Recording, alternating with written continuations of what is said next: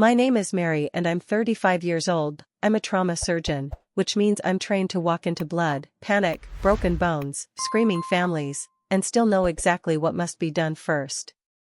But nothing in an operating room prepared me for the sound I heard when I came home early that afternoon. My daughter was sobbing inside my own house, the kind of terrified cry that makes a mother stop breathing before she even understands why. I pushed the front door open wider and froze just long enough to see the truth. My father was in my living room yelling threats at a child while my older sister was tearing through my bedroom like a thief who already believed she deserved everything she touched. Drawers were open. My mother's old jewelry box was missing from the dresser. Papers from my file cabinet were scattered across the hallway. Someone had searched for the deed, the apartment documents, and the blue folder I kept locked away for a reason. For 1 second, the surgeon in me tried to triage the scene. Child first, exit second, threat third, evidence fourth. The mother in me wanted to run straight at them. Instead, I stepped back into the shadow beside the hallway, pulled out my phone, and dialed 911 without making a sound. When the operator answered, I whispered, "My family broke into my house. They're threatening my daughter. Send police now." Before I tell you what they were really searching for, and why the sirens outside ruined far more than their afternoon, tell me, what time is it for you right now? Where are you watching from? And what's the weather like where you are? I'm curious to see how far this story will travel. The operator told me to stay on the line, and I did. Even though every instinct in my body screamed at me to rush into that room, my daughter Emma was only 8 years old. She was brave in the way children try to be brave when adults terrify them, silent, stiff, trying not to make things worse. My father, Charles, stood over her with one hand braced on the wall, blocking the hallway as if my home belonged to him. My older sister Rachel was in my bedroom dumping dresser drawers onto the floor and muttering curses under her breath. I heard the wooden scrape of my nightstand hitting the wall, then the sharp crack of something fragile breaking. "Tell me where your mother keeps the blue folder," Charles snapped. "Don't act stupid. You've seen it." Emma cried harder. "I don't know." "She's lying," Rachel called from my room. "Mary always hides things. Jewelry, contracts, bank papers.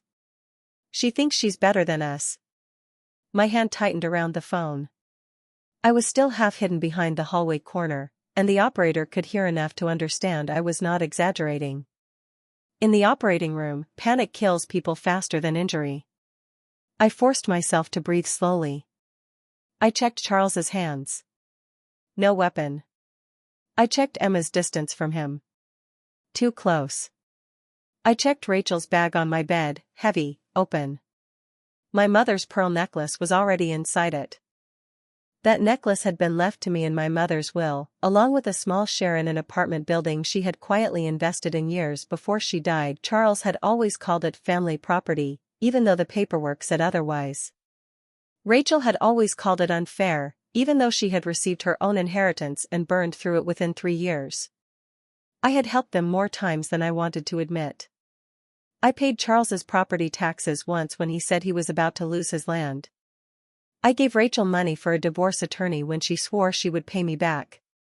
I covered medical bills, car repairs, hotel stays, emergency loans that were never emergencies after the check cleared.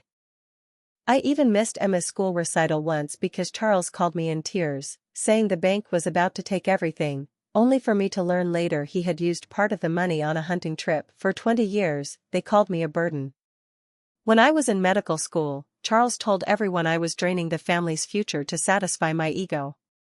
When I was doing my residency and couldn't come home for every minor holiday, Rachel told our relatives I was too high and mighty to care about my roots.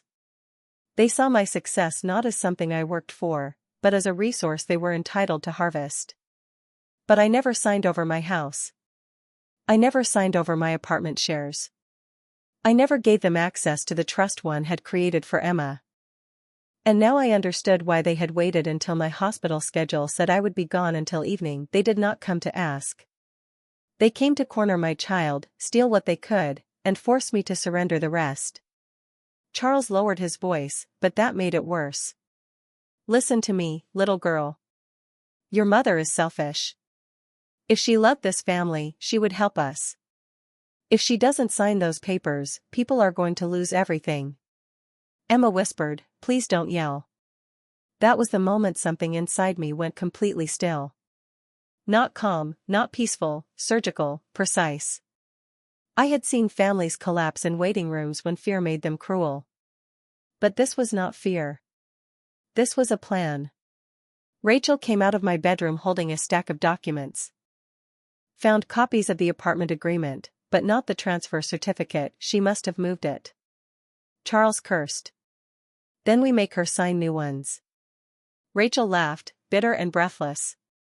You think she'll sign after this? She will if she wants her daughter to stop being scared. The operator's voice came quietly through my phone. Officers are on the way. Are you safe? I whispered, not yet. Then I lifted the phone just enough to keep recording and stepped closer to the living room entrance. I could see the whole room now, my daughter trapped beside the bookshelf, my father pacing like a man rehearsing a threat, my sister holding papers that represented years of my work. For the first time, I did not ask myself how they could do this to me. I asked myself what kind of mother I would be if I let them do it to Emma, too. When I stepped into the living room, Emma saw me first. Her face changed so fast it nearly broke me. Hope, shame, fear, relief, all of it flashed across her eyes before she tried to stand. Charles spun around. Mary, he barked as if I was the intruder. Rachel appeared behind him with my mother's necklace in one hand and my property folder in the other. For 1 second, nobody moved. Then I said, Emma, come to me. Charles shifted like he wanted to block her, and I raised my phone. Don't. He looked at the phone, then at my face. Are you recording us? Yes. Rachel's expression twisted. You psycho. You're recording your own family? No, I said. I'm recording 2 adults who broke into my house, stole jewelry, threatened my daughter, and searched for legal documents they had no right to touch. Charles took 1 step toward me. Careful how you talk to your father. That sentence might have worked on me 10 years earlier, maybe even 5. Back then, I still believed respect meant obedience. I still believed helping family meant bleeding quietly so they could call it love. But when I saw Emma hiding behind my leg, shaking so hard her fingers dug into my scrubs, every old rule died. You are not in charge here, I said. This is my house. Those are my documents. That is my child. Rachel threw the folder onto the coffee table. Paper slid across the glass. Your house. Your documents. Your child. That's always the problem with you, everything is yours. Because I worked for it, I replied. Charles laughed, but his face had gone pale around the mouth. You think being a doctor makes you untouchable? We made sacrifices for you. You made loans out of my guilt, I said. And I paid them until I finally learned the difference between helping and being hunted. Rachel's eyes flickered. She had not expected that. Neither had Charles. For years, I had answered their insults with explanations. I had defended my schedule, defended my savings, defended why I could not keep paying for emergencies that never ended. But that day, standing between my daughter and the people who had taught me to fear disappointing them, I felt no need to explain my life. I looked at the folder on the table and saw exactly what they had found: apartment records, insurance papers, old tax copies, and a blank transfer form I had kept only because my attorney, Kevin, had told me never to throw away anything connected to the estate. But something else was missing. My spare key. The one that had been hidden in the kitchen drawer was gone. How did you get in? I asked. Charles crossed his arms. Don't start. How did you get into my locked house? Rachel's lips pressed together. I looked at her bag. You took my spare key when you came over for Emma's birthday. She snapped, that's not the point. It is now. Charles slammed his hand on the coffee table so hard Emma flinched. My arm went around her immediately. Sign the papers, he growled.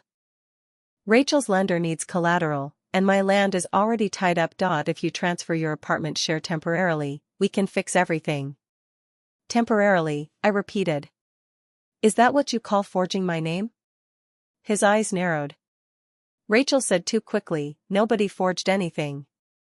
I turned my phone so they could see the active call timer. Police are coming. For the first time, silence hit the room.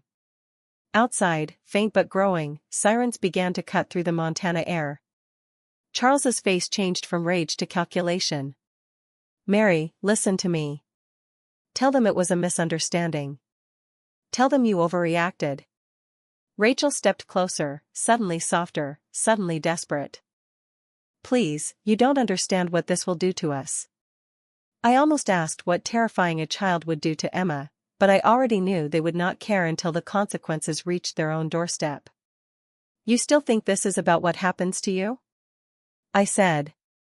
Charles lowered his voice. You are making a mistake you can't undo. I looked at my daughter, then at my sister's bag, then at my father standing in the center of the home I had built after years of double shifts and grief. No, I said. For once, I'm going to tell the truth. The siren stopped so close that the windows trembled. Charles moved first, not toward the door, but toward me. He reached for my wrist, and I stepped back just as the front door opened behind him. Two officers entered with the kind of calm authority that makes guilty people suddenly remember manners. Police, one of them called. Everyone stay where you are.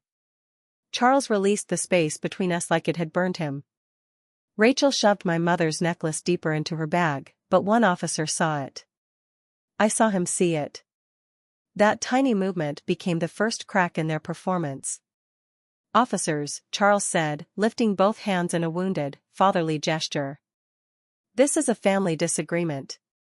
My daughter is tired from work. She's emotional. I almost laughed. Emotional? That was always the word men like him used when a woman stopped obeying. Officer Williams looked at me. Ma'am, are you the caller? Yes. My name is Mary. This is my home. My father and sister entered without permission, searched my bedroom, stole jewelry, threatened my daughter, and tried to pressure me into signing property documents. Rachel exploded. That is a lie.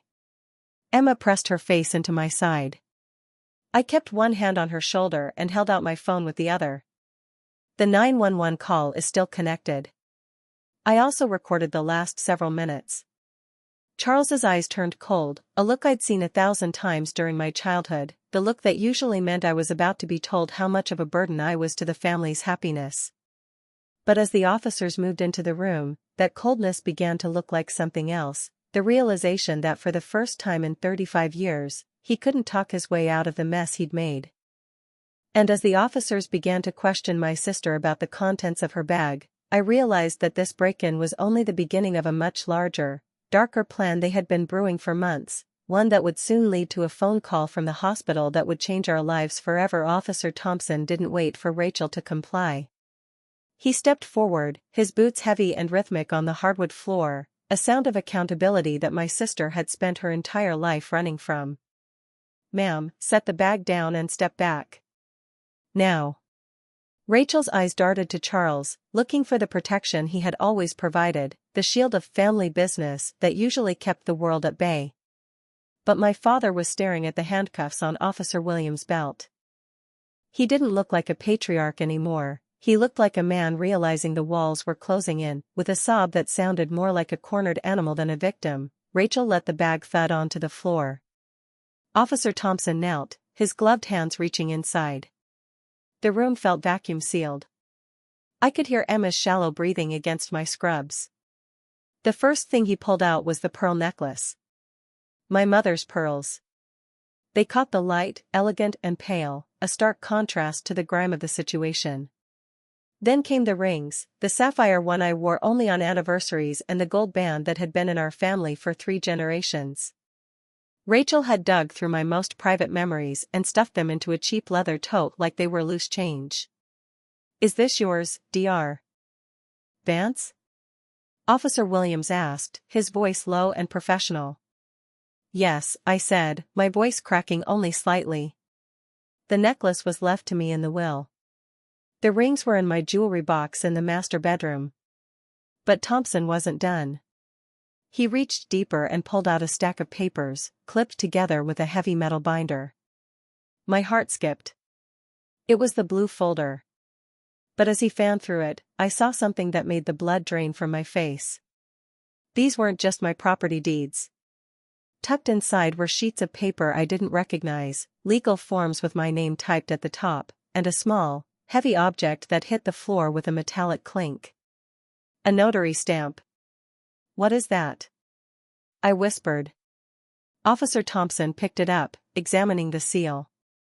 It's a professional notary stamp. Registered to a Diane Miller. Is she here? No, I said, a cold realization washing over me.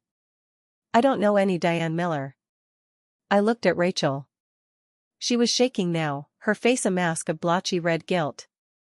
Charles cleared his throat, attempting to regain his footing. Now, hold on. That's just a tool for business. We were trying to help Mary. She's overwhelmed with the hospital, the kid, the house. We were just preparing the paperwork to take the burden off her shoulders. By forging my signature? I stepped forward, the surgeon's coldness finally overriding the daughter's grief. You weren't just stealing jewelry, were you? You were trying to transfer the apartment shares into your name before I even knew they were missing. We are family. Charles roared, his voice bouncing off the walls. Everything you have is because we allowed you to succeed. You owe us. I owe you nothing but the truth, I retorted. And the truth is currently being logged as evidence. Officer Williams turned to Charles. Sir, you're under arrest for residential burglary and witness intimidation. Turn around and put your hands behind your back. The sound of the handcuffs clicking was the most honest thing I had heard in 20 years. It was a sharp, mechanical finality. Charles didn't fight, but he glared at me with a hatred so pure it felt physical. You've destroyed us, Mary. Your own father. I hope you can live with that when you're all alone. I'm not alone, Dad, I said, looking down at Emma. I'm finally safe. As they led them out, Rachel was hysterical, screaming about how I was a traitor, how Mom would be disgusted by me, how I was cold-blooded. I stood by the window and watched the flashing blue and red lights reflect off the trees in my front yard. The neighbors were watching. The woman from across the street, who had always seen Charles as a pillar of the community, stood on her porch with her hand over her mouth. Once the patrol cars pulled away, leaving a ringing silence in the house, a black sedan pulled into the driveway. A woman in a sharp charcoal suit stepped out. This was Detective Sarah Harris.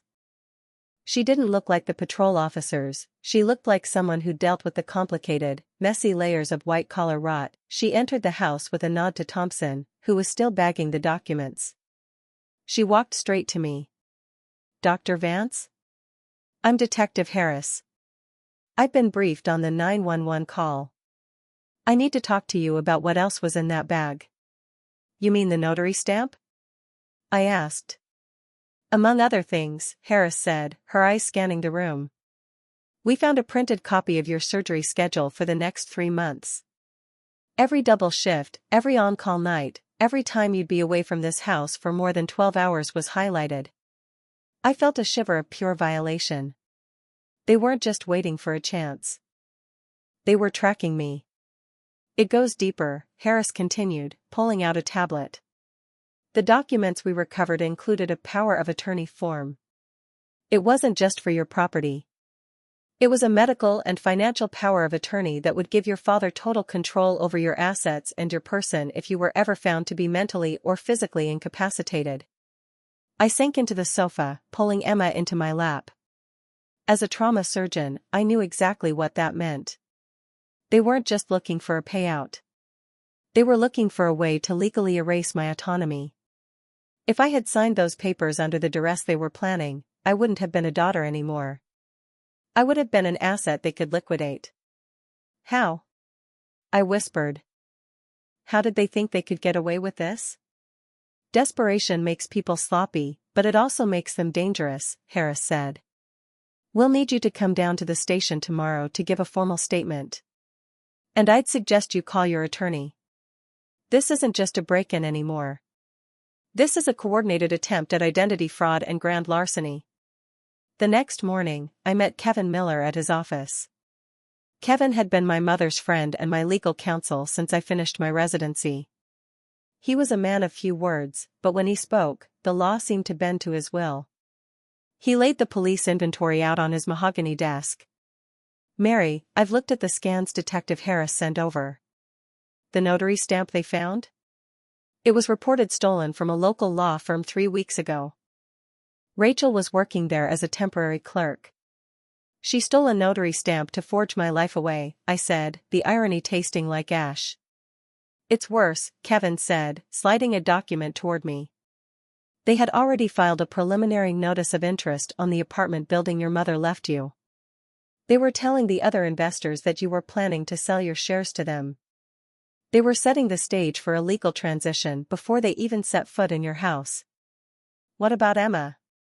I asked, my voice trembling. What happens to her in all of this? She's the key, Kevin said gently. They knew that as long as you were the primary guardian and in control of your senses, they couldn't touch the trust fund your mother set up for her. But if you were out of the picture, if you were incapacitated, Charles would have become the successor trustee. They weren't just coming for your house, Mary. They were coming for Emma's future. The weight of it almost crushed me. For 20 years, I had accepted their insults. I had accepted the label of burden. I had worked myself to the bone to prove I was worth something, only to realize that to them, my only worth was what they could take from me. I want them prosecuted to the fullest extent of the law, I said. No deals. No family leniency. I want a wall of paper between them and my daughter that they can never climb over. Kevin nodded. I'll handle the civil side. We're going to put liens on everything Charles owns. If he spent your money on hunting trips and bad investments, he's going to pay it back in square inches of dirt. As for Rachel, she's looking at significant prison time for the theft of that stamp and the attempted forgery. The weeks that followed were a blur of depositions, therapy sessions for Emma, and long, grueling shifts at the hospital. I threw myself into my work, finding solace in the cold, hard logic of the operating room.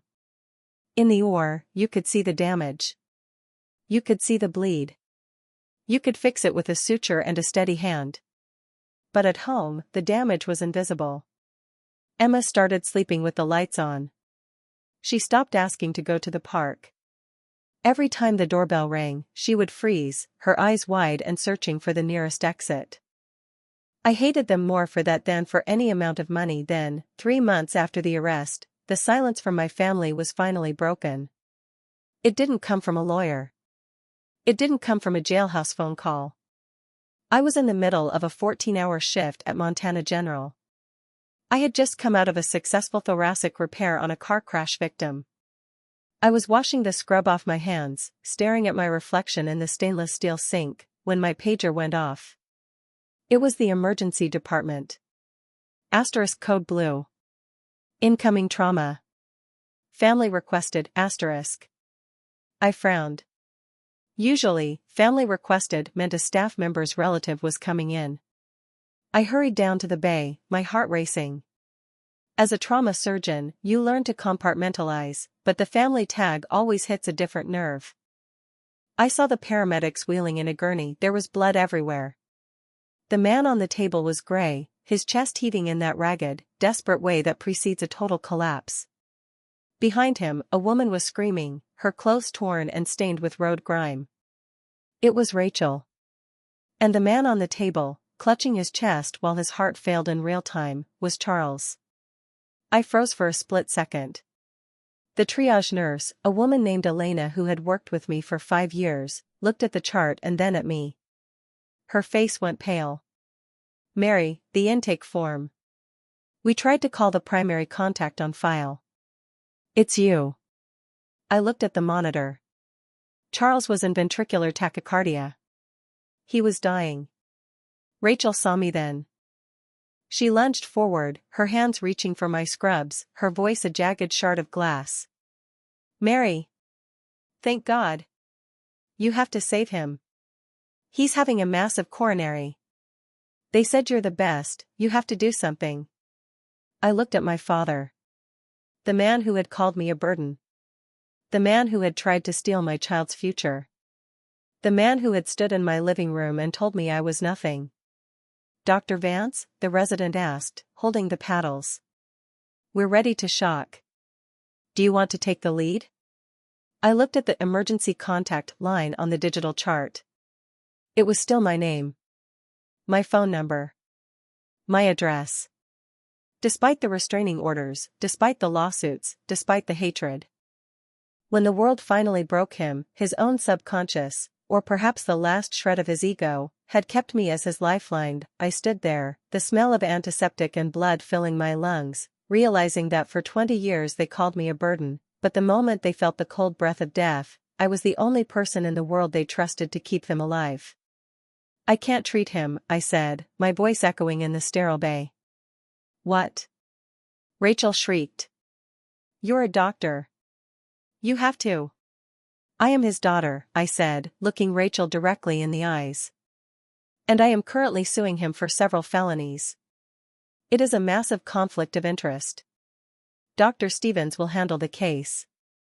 I turned to walk away, but Rachel grabbed my arm. You're just going to let him die because you're angry? Is that who you are? I pulled my arm back, a surge of power I had never felt before radiating through my chest. No, Rachel. I'm letting the system you tried to subvert do its job. I am stepping out of the way so he gets a doctor who doesn't know what he did to an 8-year-old girl. I walked out of the trauma bay, the sound of the heart monitor's flatline beginning to scream behind me. But as I reached the hallway, I realized that the hospital call wasn't just about his heart. The paramedics hadn't just brought him in for a heart attack. They had brought him in because of what they found at his house when they went to get him, a discovery that was about to make the burglary look like a minor misunderstanding. I headed toward the viewing window of the intake area, where Detective Sarah Harris was already waiting, her face grimmer than the day of the arrest. Mary, she said, her voice barely a whisper. You need to see what was in the back of your father's truck. It wasn't just your jewelry he was moving. And as I looked out into the ambulance bay, I saw the one thing I never thought I'd see again, the one secret my mother had died trying to protect, and the reason my family had been so desperate to keep me under their thumb. Detective Harris led me away from the bright, sterile lights of the trauma center and out toward the ambulance bay, where the cold night air hit my face like a physical blow. A black pickup truck, my father's truck, sat under the orange hum of the security lights, surrounded by yellow crime scene tape. Officer Williams and Officer Thompson were standing by the open tailgate, their flashlights cutting through the darkness, illuminating several heavy, rusted metal filing cabinets and a series of plastic bins that looked like they had been dragged out of a damp basement. When we searched the vehicle for the stolen jewelry and the notary stamp, Detective Harris said, her voice tight with a professional anger I had come to recognize, we found these in a false compartment beneath the truck bed. Mary, these aren't just property records. These are original documents from your mother's estate. Some of them date back 30 years. I stepped closer, my heart hammering against my ribs. I saw the faded labels, * Elena's private correspondence. Trust account 1998. Medical records, confidential *. My mother, Elena, had died when I was 25, just as I was entering my residency. I was told there was nothing left. Charles had sat me down in his dark living room, his face a mask of practiced grief, and told me that her medical bills had wiped out the family savings. He told me that my education, the med school tuition he claimed to have paid, had drained the last of the inheritance. For 10 years, I carried that debt like a stone in my pocket. Every time he asked for money, every time Rachel borrowed $5,000 for a failed business venture, I gave it to them because I believed I was paying them back for the sacrifice they made to make me a doctor. They called me a burden for 20 years, I whispered, reaching out to touch a blue leather-bound ledger. They told me I was the reason they were broke. Mary, look at the dates, Detective Harris said, shining her light on a stack of bank statements. I began to flip through them. My hands were shaking so violently I nearly dropped the pages. The statements weren't from a drained account. They showed a steady, massive flow of dividends from an offshore trust one never knew existed. My mother hadn't died leaving us in debt, she had died a multimillionaire. And according to the trust documents tucked into the back of the ledger, 80% of those assets were supposed to be transferred to me on my 30th birthday. I was 35. He stole 5 years of my life, I said, the realization settling into my bones like ice. He stole my mother's legacy, and he used it to keep me under his thumb. He made me feel guilty for existing so I wouldn't ask where the money went. It's worse than that, Harris said. She pulled out a smaller, sealed evidence bag. Inside was a life insurance policy. Your father didn't just hide the money. He and Rachel have been drawing against a secondary policy in your name, one they forged your signature on years ago. They've been using your professional credentials as a surgeon to verify accidental claims on property you didn't even know you owned. The blue folder they were looking for in my house wasn't just about the apartment shares, it was the master key. It was the proof that I was the rightful owner of the land Charles lived on and the trust Rachel was draining. They didn't break in just to steal jewelry, they broke in because the trust's final audit was triggered by my daughter Emma turning 8, the age my mother had set for a secondary distribution. The sirens of a departing ambulance wailed in the distance, but all I could hear was my father's voice from an hour ago, "You're a burden, Mary. You've always been a burden, asterisk." I turned back toward the hospital. The man who had spent a decade gaslighting me into financial slavery was currently lying in a bed in my own ICU, fighting for a life he had used to ruin mine. "I need to speak with Kevin Miller," I said, my voice suddenly cold and hollow. "Now." "He's already on his way," Harris replied. "But Mary, there's one more thing. We found a series of letters in your sister's bag. They were addressed to you, from your mother, held back for 10 years. Rachel didn't want you to see them." I didn't wait to hear the rest. I walked back into the hospital, my scrubs crinkling with every step. The trauma surgeon in me had taken over completely. This wasn't a family crisis anymore. This was a surgery. I was going to cut out the rot, no matter how deep it went. I found Rachel in a small, private waiting area, guarded by an officer. She looked up, her mascara smeared, her eyes darting toward the door. "Mary. Is Dad okay? You have to tell them to let me see him. I'm his daughter." I walked right up to her, not stopping until I was inches from her face. I didn't yell. I didn't cry. I simply held up a copy of the forged insurance policy the detective had given me. "How much was my mother's life worth to you, Rachel?" I asked. Her face went from pale to a sickly, mottled gray. I don't know what you're talking about. Dad handled the finances. I just did what he said." "You broke into my home," I said. "You stood over my 8-year-old daughter and told her I was ruining this family. All the while, you were carrying letters from my dead mother in your purse, letters you stole from me 10 years ago. We needed the money, Mary." Rachel suddenly screamed, her voice echoing off the sterile walls. "You have everything. You're a surgeon. You have the big house, the respect, the career. What do I have? I have a father who's dying and a sister who treats us like charity cases." "I treated you like family," I corrected her. "You treated me like an ATM with a pulse." I leaned in closer, my voice a lethal whisper. "The police found the truck, Rachel.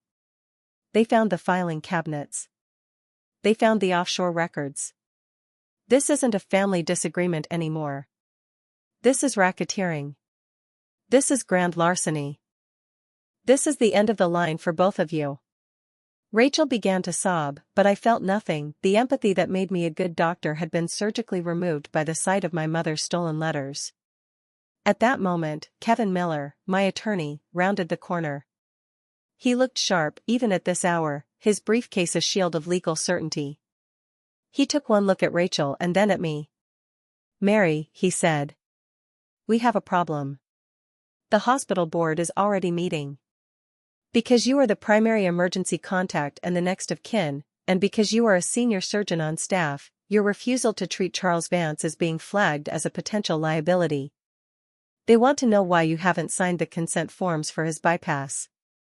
He's in VTAC, Kevin. He's unstable, I said. And I told them, I have a conflict of interest. I am currently the lead plaintiff in a criminal case against the patient. The board doesn't care about the drama, Mary. They care about the fact that if he dies while you're standing in the hallway, his estate, which is currently under investigation, could sue this hospital for millions. They are pressuring Dr. Stevens to proceed, but Stevens won't touch it without your signature as his medical proxy.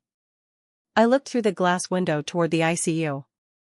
My father was hooked up to a dozen monitors, a frail old man who looked nothing like the monster who had terrified my daughter.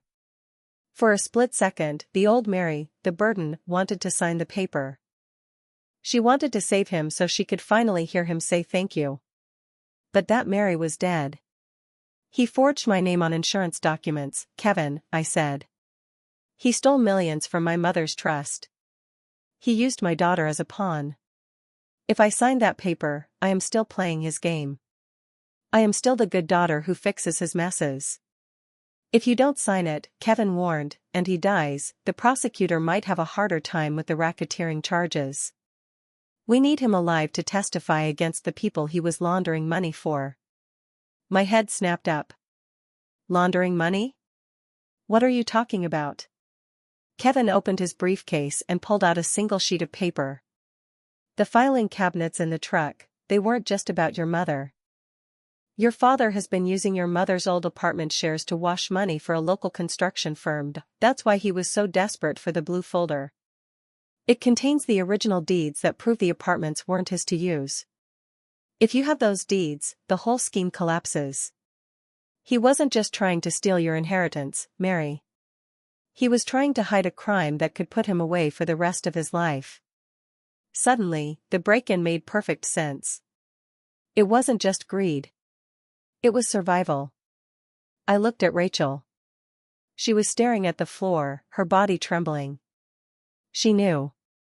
She had known the whole time. Mary, please, Rachel whimpered. If he dies, they'll come after me. I didn't know about the money laundering, I swear.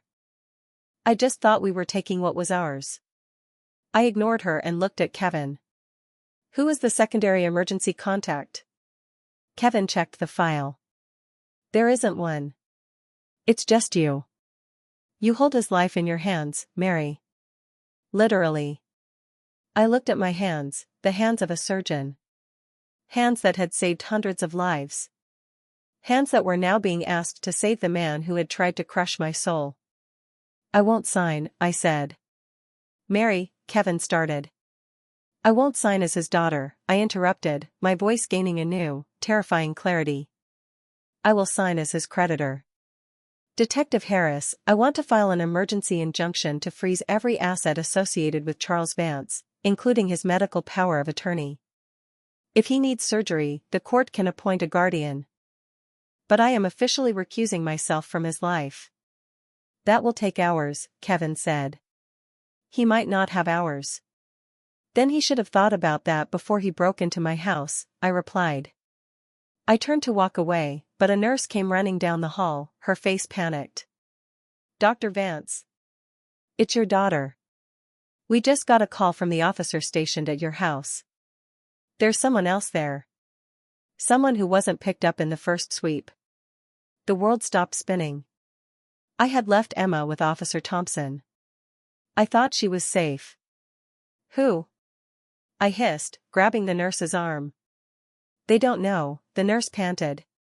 But they're claiming they have the blue folder. They're demanding to speak to you, or they're taking the girl. I looked at Rachel. Her eyes went wide with a different kind of fear, not the fear of jail, but the fear of someone who had invited a demon into the house and lost control of it. Rachel, I said, my voice low and dangerous. Who did you tell about the folder? Who else was part of this? Rachel shook her head, tears streaming down her face. I had to get a loan, Mary, to pay for the lawyer for the property transfer. I told them you had the deeds. I told them it was a sure thing. I didn't wait for her to finish. I didn't care about the hospital board, the trust fund, or my father's failing heart. I turned and ran toward the exit, my surgical clogs loud against the linoleum. Behind me, I heard the heart monitor in my father's room begin its long, continuous scream. He was flatlining. The man who called me a burden was dying, and the people he had sold my life to were at my front door, looking for my daughter. I reached my car and slammed it into gear, my mind racing through every trauma protocol I knew. But this wasn't a surgery I could perform with a scalpel. I was going to have to do it with the truth. As I sped toward my house, my phone buzzed in the cup holder. It was a text from an unknown number. One photo. It was the blue folder, sitting on my own kitchen table, and next to it, Emma's stuffed fox. The message read, *, the burden is finally off your shoulders, Mary. Just give us the signatures, and we leave the girl *. I realized then that my father and sister were just the beginning. The burden they had placed on me for 20 years was a shadow cast by something much larger, and it was time I stepped out of the dark and into the light, even if it meant burning everything down. I screeched into my driveway, the gravel spraying as I slammed the brakes of my car. Officer Thompson was already there, his service weapon drawn, gesturing for me to stay back. But I was a mother, and I was a trauma surgeon. I didn't stay back. I pushed past the perimeter, my eyes locked on the front door. Inside my kitchen stood a man I didn't recognize, the lender Rachel had desperately mentioned. He held the blue folder like a shield, his other hand hovering near Emma, who was huddled on a chair, trembling and clutching her stuffed fox. The man looked at me, a desperate, predatory glint in his eyes. The signatures, Mary. Right now, or the girl comes with me to settle the debt. I have the signatures, I lied, my voice dropping into the same cold, rhythmic tone I used when a patient was bleeding out on my table. I reached into my bag, pulling out a stack of hospital discharge papers. But the folder you're holding? It's a decoy. I moved the actual deeds and the trust documents to a secure vault 3 hours ago. And Detective Harris? She's been tracking the digital footprint of that text you sent me since the moment it hit my phone. The man's face went white. He looked down at the folder, realization dawning on him that he had been played.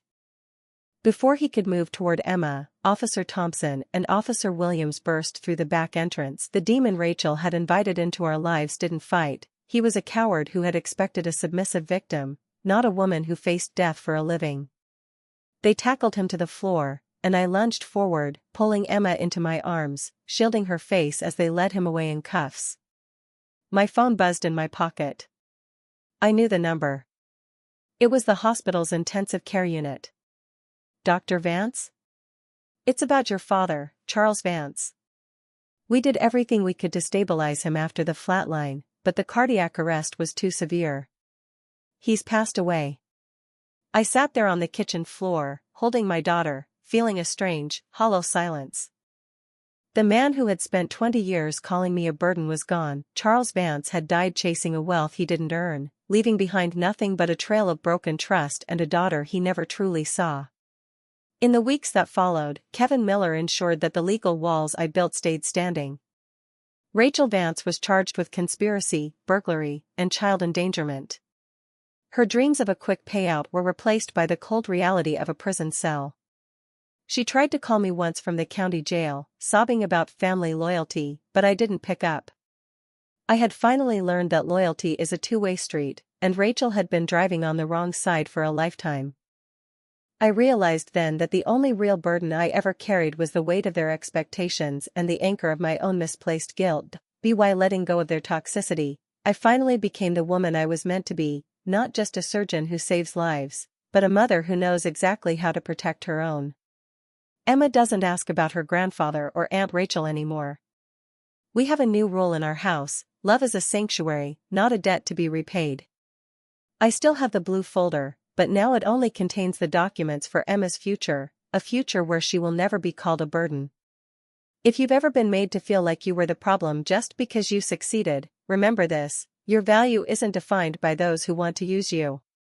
It's defined by the boundaries you're brave enough to set. What would you have done if your own blood turned your home into a crime scene? Would you have signed the papers, or would you have fought back like I did? Let me know in the comments. This story was created for your entertainment and to remind us all that sometimes, the most life-saving surgery you can perform is cutting toxic people out of your life for good. Thank you for watching.